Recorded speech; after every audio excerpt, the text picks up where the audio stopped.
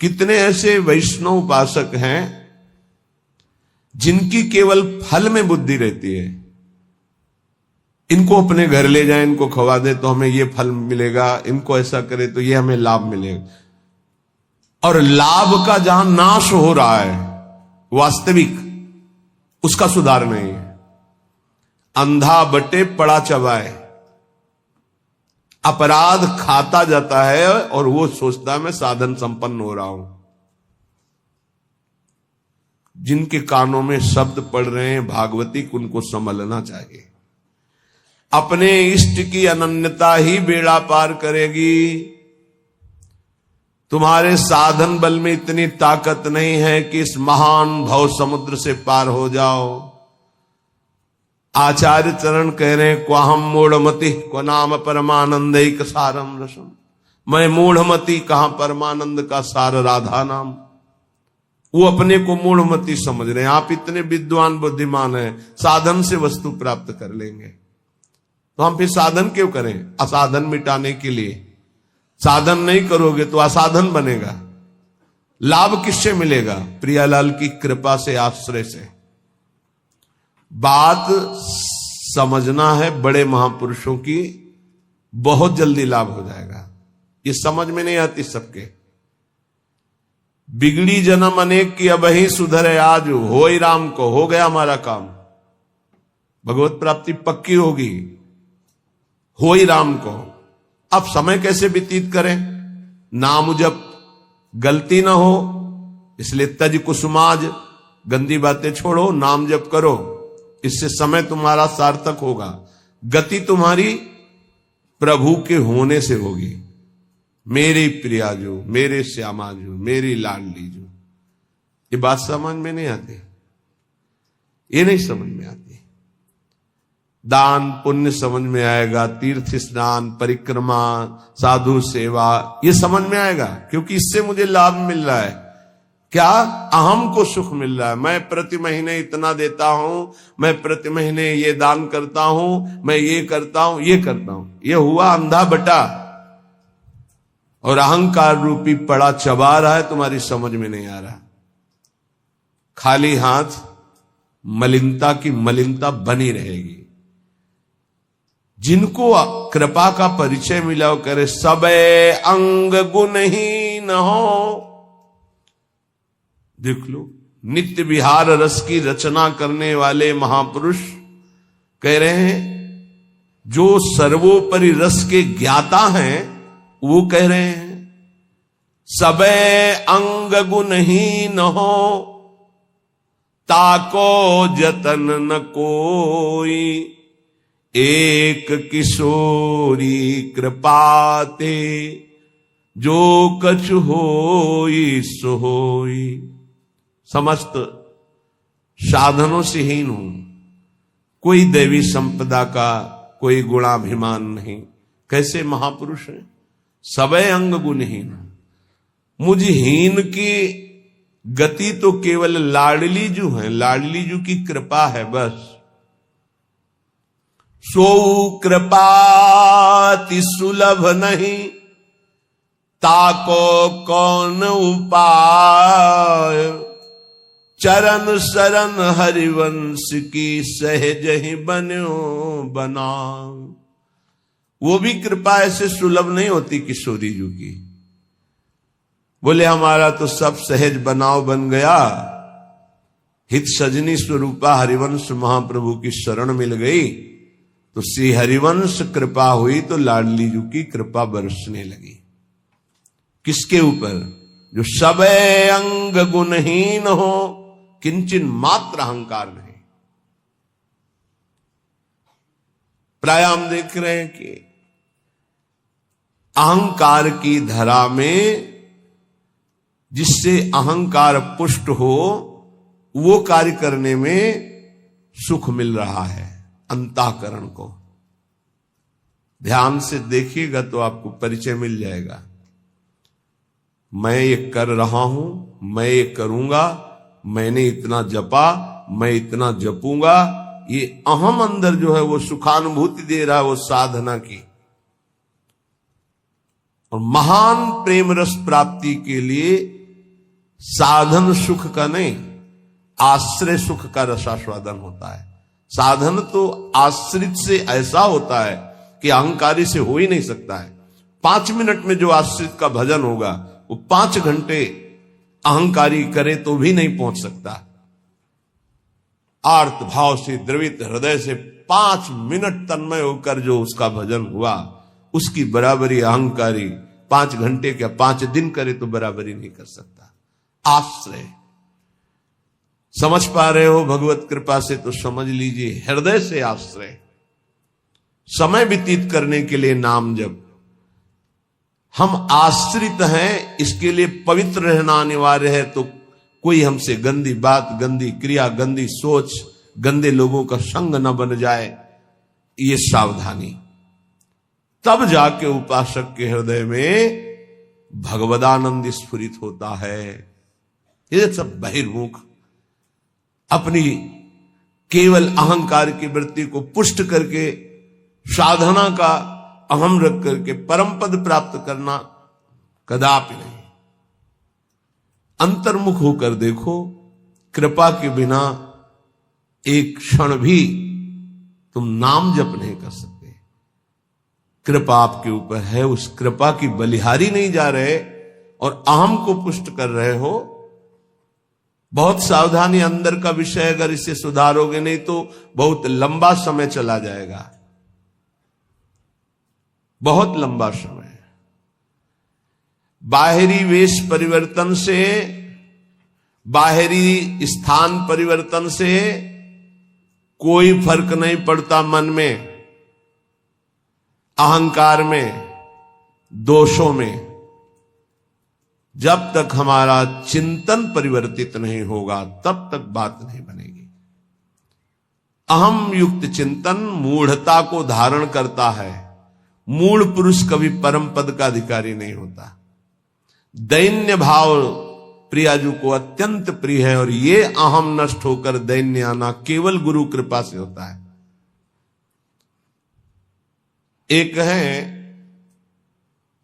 उनको बस शरणागति के बाद एक ही उपदेश कि तुम जितना दान पुण्य करते हो सब बंद कर दो, यमुना जी में फेंक दो, या ऐसी जगह दे दो कोई तुम्हारी तरफ देखे ना, कोई तुम्हें बाद में धन्यवाद न दे ऐसा, और नमक रोटी खाओ, भजन करो, श्री जी मिल जाएंगे।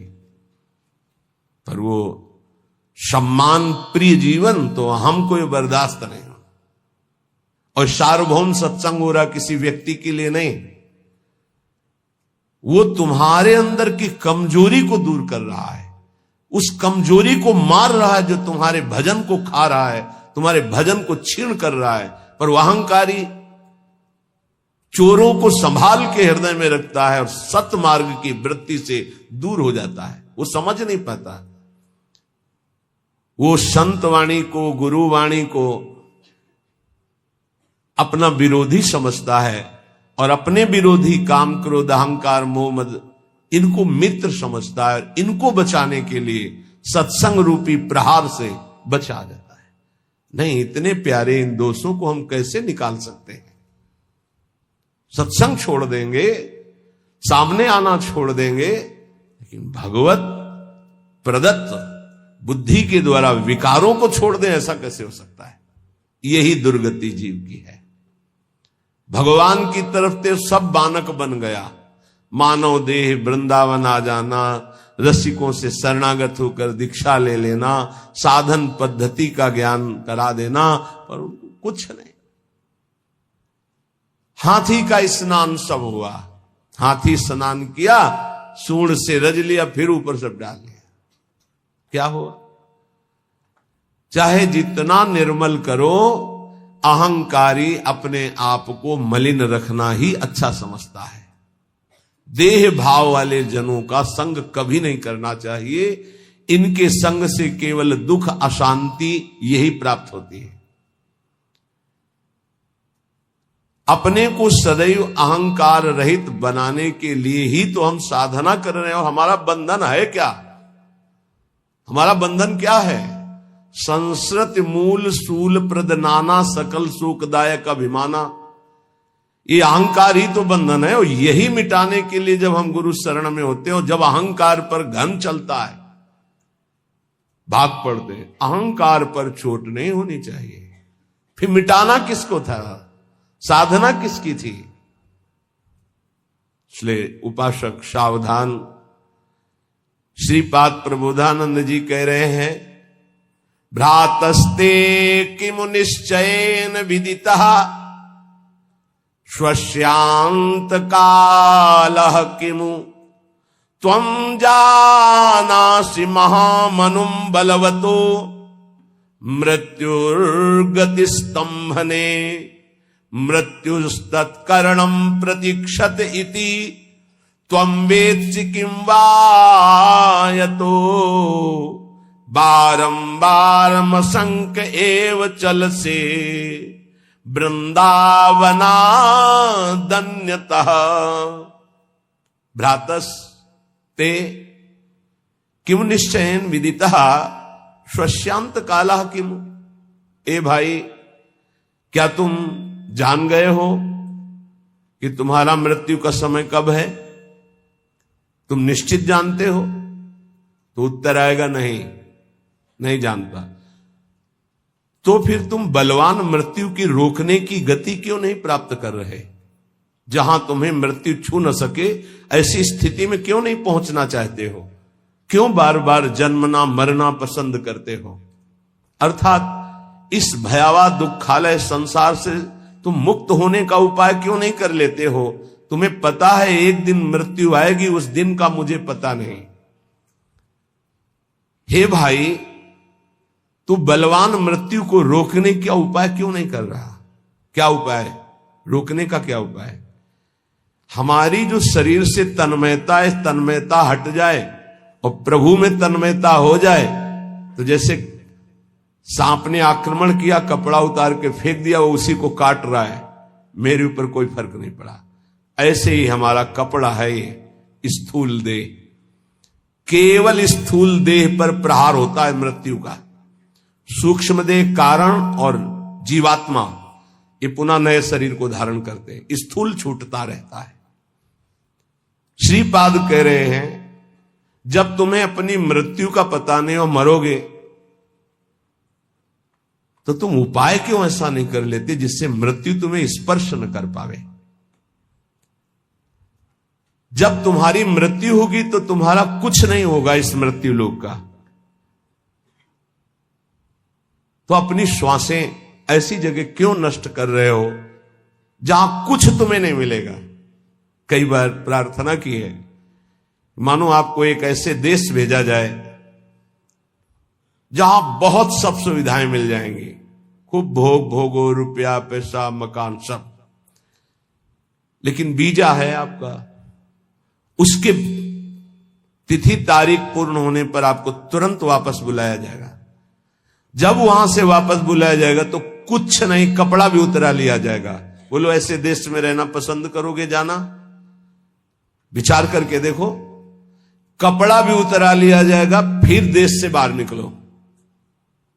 चाहे जितना पुत्र पुत्री परिवार रुपया पैसा गाड़ी घोड़ा मकान सब एकत्रित कर लिया, लेकिन जब उस देश का वीजा खत्म होगा तो कपड़ा भी उतरा लिया जाएगा और आपको भगा दिया जाएगा। बोलो, ऐसे देश में रहना पसंद करोगे, राजी रहोगे?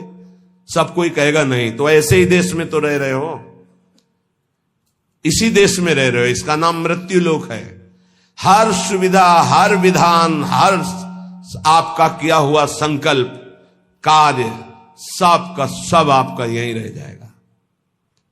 ये कपड़ा भी उतरा लिया जाएगा, स्थूल शरीर भी यहीं भस्म कर दिया जाता है, इसको भी नहीं ले जा सकते, छोड़, इसको भी छोड़ करके सूक्ष्म शरीर कारण शरीर और जीवात्मा ये पुनः आगे पुनरपि जननम पुनरपि मरणम पुनरपि जननी जठरे शयनम।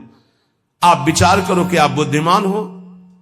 यदि परम कृपालु प्रभु का आश्रय लेकर नाम जप नहीं कर रहे और विषय भोगों में नाना प्रकार की धन संपत्ति में नाना प्रकार के व्यवहार बढ़ाने में अपना समय नष्ट कर रहे हो, तो तुमको ये ध्यान रखना चाहिए कि तुम इस देश में हो, मृत्यु लोक में हो, जहां से भगाया जाएगा वीजा खत्म होने पर, श्वास पूरी होने पर। तो आपका शरीर भी आपके साथ नहीं होगा, कपड़ा तक उतरा लिया जाएगा। ये शरीर हमारा कपड़ा है। वशांश जीर्णानि यथा विहाय, इसे कपड़ा ही कहा है भगवान ने। क्या बुद्धिमान हो तुम, इतना दिव्य मानव देह मिलने के बाद कमा के क्या जा रहे हो? पाप और पुण्य की पोटरी लेकर फिर वही दुर्गति। इसलिए भाई, मृत्यु तुम्हारा इंतजार नहीं कर रही। भाई बेटी का ब्याह रहेगा, पूरा कर ले तो हम थोड़ा भी, या थोड़ा अमुक कार्य रह गया, नहीं, तत्काल प्रहार करेगी, बस समय आने दो। चाहे वो पुण्यात्मा हो, चाहे महात्मा हो, चाहे दुरात्मा हो, सबके ऊपर उसका प्रहार होता है। पर महात्मा अपनी स्थिति इतनी ऊंची उठा लेता है कि मृत्यु जनित उसको दुख नहीं होता। जैसे मत वाले हाथी के गले से फूलों की माला कब टूट के गिर गई पता नहीं चलता, ऐसे भगवत प्राप्त महात्मा का शरीर कब छूट गया उसको कोई पता नहीं, क्योंकि हर समय जिसमें रमण कर रहा था वो उसी में रमण करता है। शरीर एक स्वप्न की तरह छूट गया। इसलिए मेरी प्रार्थना मान ले भ्रातस, ए भाई, बारंबार असंख्य चल से वृंदावनादन्यतः। वृंदावन, प्रिया प्रीतम, प्रेमी जन, भगवन नाम, इनको तू छोड़कर बार बार अन्य चिंतन करता है, अन्य क्रियाएं करता है, अन्य बातों में मन लगा रहा है। तुझे डर नहीं लग रहा कि तेरी मृत्यु होने वाली है? बहुत भयावह संसार है, बहुत भयावह। क्योंकि आपको भुलावे में डाल दिया गया इसलिए आपको ऐसा नहीं लग रहा। यहां प्रति मिनट, प्रति सेकंड ऐसे सावधान है जैसे युद्ध क्षेत्र में चारों तरफ से बाण चल रहे हो और वो महारथी अतिरथी वीर अपने को बचाते हुए निकल रहा हो, ऐसे चला जा रहा है। एक एक सेकंड सावधान, नेत्र खुले, हर समय मंत्राकार वृत्ति, कभी भी शरीर छूट सकता है। क्यों? क्योंकि पता है ऐसी स्थिति है। आपको एकदम भुलावे में डाल दिया गया है। आपके पास वो पार्षद नहीं है जो आपको सावधान करे। बड़ी कृपा है जिनको भगवान ने ऐसी बुद्धि दे दी, ऐसी विवेक दे दिया, यहां से चलना है, रहना नहीं, देश बिराना है। सबसे सबकी सेवा करो, सबको प्यार करो। वो प्यार, वो सेवा एकमात्र भगवान के प्रेम के लिए, भगवान की प्राप्ति के लिए। खूब धन कमाओ, धर्म पूर्वक दूसरों को सुख पहुंचाओ और उस सुख को भगवान के चरणों में समर्पित करो, तो सुख सिंधु भगवान तुम पर प्रसन्न हो जाएंगे। मृत्यु पर तुम विजय प्राप्त कर लोगे। ए भाई, बार बार धाम छोड़कर, नाम छोड़कर, प्रिया प्रीतम को छोड़कर संसार का चिंतन करते हो, पता है किसी भी श्वास में तुम्हारे ऊपर मृत्यु का प्रहार हो जाएगा। इसलिए कृष्णानंद रसाम्बुधे परतरम सारम विचित्रोज्ज्वला कारम पारगतैरपि श्रुति शिरो वृंदस्य नेक्षम मनाक श्री वृंदा विपिनम सुदुर्लभतरम प्रत्यासमासाद्य भो क्षुद्रासा कुपी साचिका वशगतो वम भ्रम्य से किम बही। ए भाई, यदि वृंदावन तुम्हें आने को मिल गया, वृंदावन का एक भी घंटे आपने वास स्वीकार किया, यहां रहे एक घंटे भी, और नाम जप कर लिया या सत्संग सुन लिया या बिहारी जी के दर्शन कर लिए, तो उज्ज्वलाकार श्रेष्ठतम सार अर्थात महाप्रेम प्राप्ति के लिए तुमने कमर कस ली। थोड़ा समय भी वृंदावन में व्यतीत किया तो कृष्णानंद रसाम्बुधे परतरम सारम विचित्रोज्ज्वला, ये धाम कृष्णा श्री स्वामिनी जी का नाम है, प्रिया जी का नाम कृष्णा भी है। कृष्णानंद रसाम्बुधे, प्रियालाल के अद्भुत आनंद रस का समुद्र वृंदावन है। यदि आप थोड़ा भी रह गए तो आपका मंगल हो जाएगा। सत्संग जो सुनते हैं उनके जीवन का कैसे परिवर्तन हो रहा है, ये भगवत कृपा से दर्शन करने को मिलता है। पर दीपक तले अंधेला, ये जरूर कहावत सार्थक नजर आती। दूर से सुनकर परिवर्तन इतनी जोर का होता है, पर नजदीक में ये समझ में नहीं आता। धाम वास करते हैं तो इनको इतना कुसंग का प्रभाव पड़ जाता है कि सत्संग फीका हो जाता है, और कुसंग में रहते हैं और सत्संग का इतना प्रभाव कि कुसंग का त्याग करके वो भगवत मार्ग में आगे बढ़ रहे हैं। कल एक सज्जन जीवन में ऐसे ऐसे ऐसे बोले, आपने कहा कि धाम आए और 3 दिन रुके, पहले दिन जल पान करे, दूसरे दिन फल, तीसरे दिन एक बार अन्न, वही कर रहा हूं, धाम आया हूं, ऐसा ऐसा ऐसा अनुष्ठान, बड़ा सुख मिलता है। धृष्टता की हद हो गई है। जीव जानबूझ, जैसे मल का कीड़ा, विष्ठा का कीड़ा, उसे अमृत कुंड में डालना चाहो तो वो अपने को बुरा मानता है और वो सोच रहा है ये हमारा अहित कर रहा है, मुझे विष्ठा क्यों नहीं मिल रहा। ऐसे ही विषय का कीड़ा बना हुआ जीव विषय में कूदना चाहता है। प्रभु के आश्रित होकर अगर वैराग्य मार्ग में कदम रखा है तो रुपया प्राप्ति का उपाय नहीं रखना चाहिए। ध्यान रखना, नहीं बहुत कुछ हो सकता है। माया आपको पुनः उसी जगह स्थापित कर देगी जहां से निकलना चाहते हो। एकमात्र भगवत भरोसा, जितना कमा लिया, इसके बाद बंद। अगर धामवास करके हम भगवत आश्रय ले लिए तो नमक रोटी खाएंगे बस। अब हमारा उद्देश्य केवल भजन रूपी धन एकत्रित करना है। जो बेचारे रिक्शा चला करके जीवन गुजारते हैं उनको हम प्रणाम करते हैं। ये धामवास करते हैं, अर्थ की व्यवस्था नहीं, इधर उधर झोपड़ी, इधर उधर कार्य करके रह रहे हैं, पर रिक्शा चलाते हैं। समय से दिनचर्या में है, देख रहे हैं हम, और समय से रिक्शा चलाते हैं और परिवार को हम प्रणाम करते हैं, धामवास कर रहे हैं। कोई कोई तो दूसरों के घरों में सेवकाई करते हैं और धामवास कर, प्रणाम है उनके जीवन।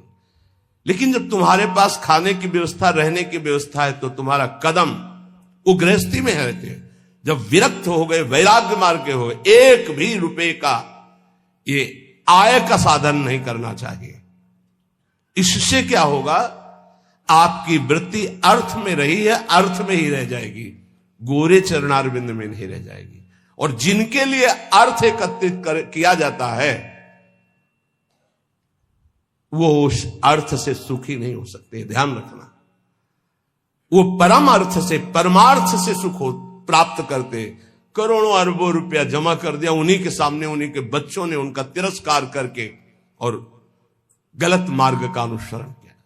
श्रीपाद कह रहे, जब तुम जानते हो कि मृत्यु निश्चित होगी, जब तुम जानते हो कि मृत्यु से बचने का एकमात्र उपाय भगवान की शरण, हर श्वास नाम जपना है, तो कृष्णानंद रसाम्बुदे परतरम सारम विचित्रोज्ज्वला, महान विचित्र प्रेम रस जो उज्जवल, जिसमें कामना की गंध नहीं है, ऐसा प्रिया प्रीतम का प्रेम रस प्रदान करने में समर्थ श्रीधाम वृंदावन है।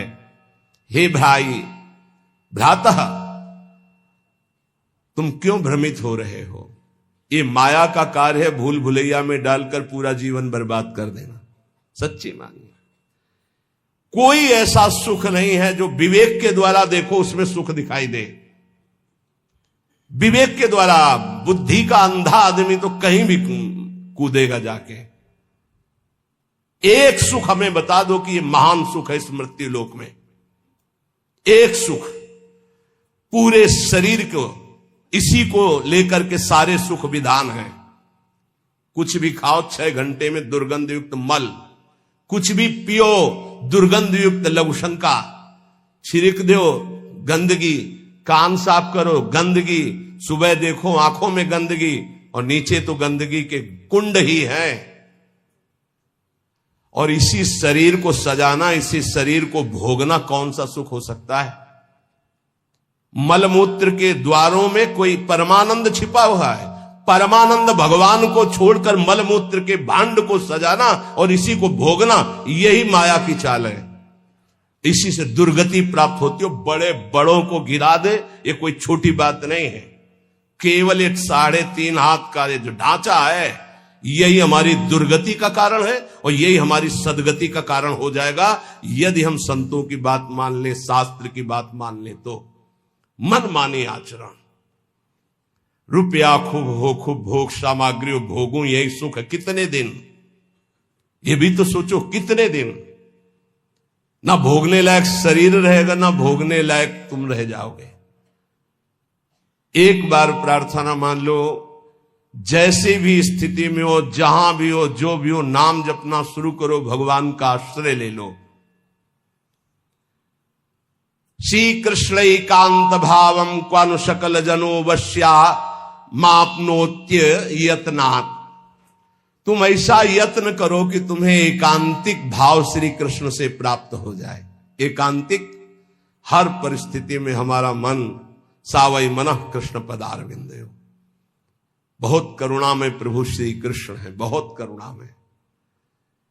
ये हम राधा राधा कहते हैं तो ऐसा मत समझना कि हम श्री कृष्ण को प्यार नहीं करते। किशोरी जू से भी अधिक प्यार करते हैं, किशोरी जू से भी अधिक। हमारी स्वामिनी जू के प्राण प्रिय हैं लाल जू, तो हमें कैसे लगेंगे? सोचो, जो हमारे प्राण प्रिय हैं उनको प्राण प्रिय हैं लाल जू, तो हमें लाल जू कितने प्यारे लगेंगे। मेरी प्यारी जू क्या कहती? मुंह को तो भावती ठोर प्यारे के नैनन में। मेरी स्वामिनी क्या कहती?